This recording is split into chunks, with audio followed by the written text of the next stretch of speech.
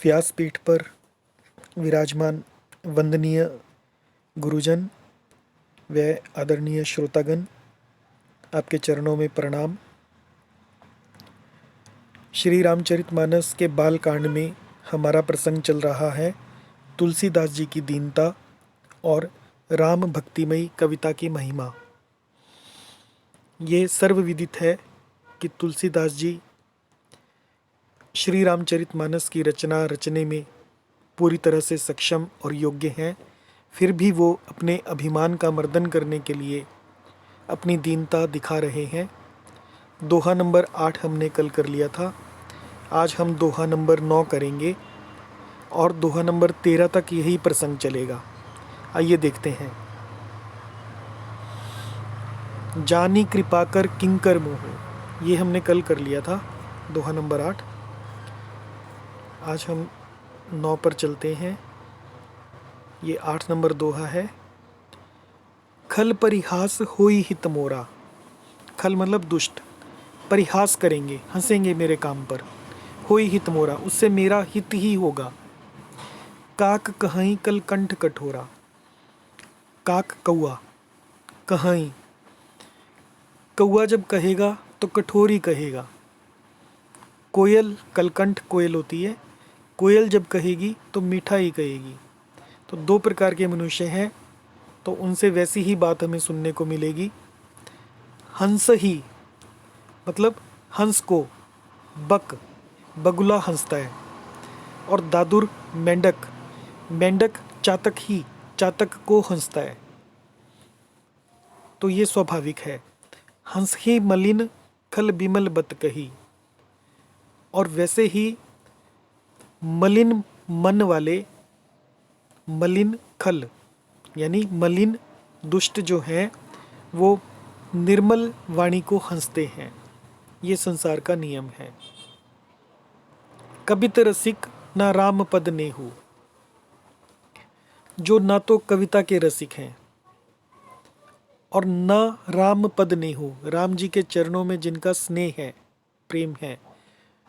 तिन कह सुखद हास रस एहू, उनके लिए ये कथा जो है, कविता जो है, सुखद हास्य रस का काम देगी। भाषा भनिति, भनिति मतलब रचना। प्रथम तो ये भाषा की रचना है।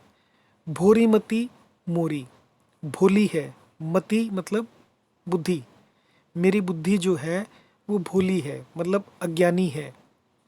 हंसीबे जो हंसे नहीं खोरी, इससे ये हंसने के योग्य ही है, उन्हें हंसने में कोई दोष नहीं।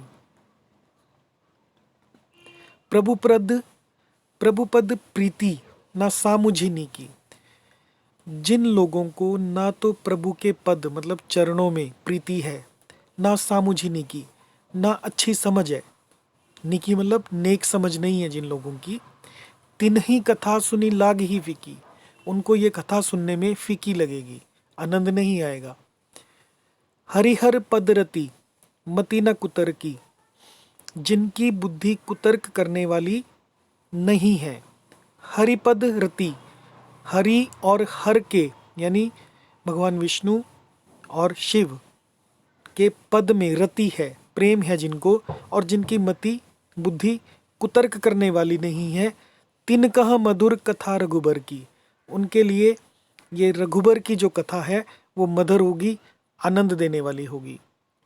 राम भगति भूषित जिय जानी, सज्जनगण, राम भगति भूषित जिय जानी, इस कथा को अपने जी में श्री राम जी की भक्ति से भूषित जानकर सुंदर वाणी से सराहना करते हुए सुनेंगे। सुनहि सुजन सराही सुबानी, सुजन लोग हैं वो इसे सुनेंगे और इसकी सराहना करेंगे। सुबानी मतलब अच्छी वाणी में सराहना करेंगे।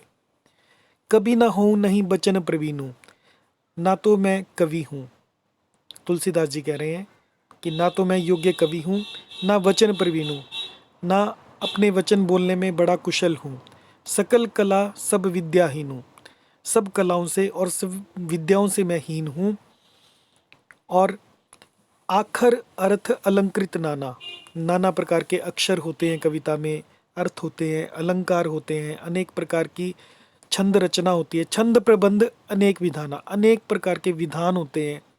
मात्राओं की गणना होती है, भाव होते हैं, रस होते हैं। भाव भेद रस भेद अपारा, ये कविता के भाग हैं।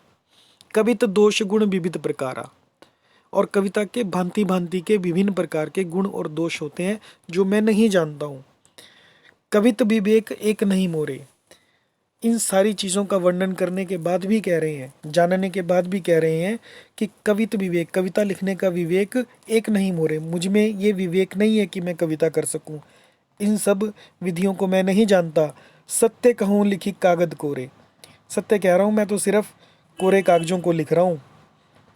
फिर भी भनिति मोरे सब गुण रहित, अब ये दोहा आ गया 9 नंबर दोहा आज का। भनिति मोरी सब गुण रहित, भनिति मतलब रचना, मोरी मेरी, सब गुण रहित, सब गुणों से रहित है। विश्व विदित गुण एक, फिर भी सारा विश्व जानता है कि इसमें एक गुण है, मेरी कविता में एक गुण है, ये मैं कह सकता हूँ। सो विचारी सुन ही सुमति, उस एक गुण का विचार कर कर, सो विचारी सुन ही, उस एक गुण का विचार कर कर लोग इसे सुनेंगे। सुमति जिनके विमल विवेक, जिनके सुमति है, अच्छी बुद्धि है, और जिनके विमल निर्मल विवेक है, सही गलत की पहचान है, वो एक गुण मेरी कविता में कौन सा है? श्री राम जी की वंदना, श्री राम जी के चरित्रों का वर्णन। जय सिया राम। आज इतना ही।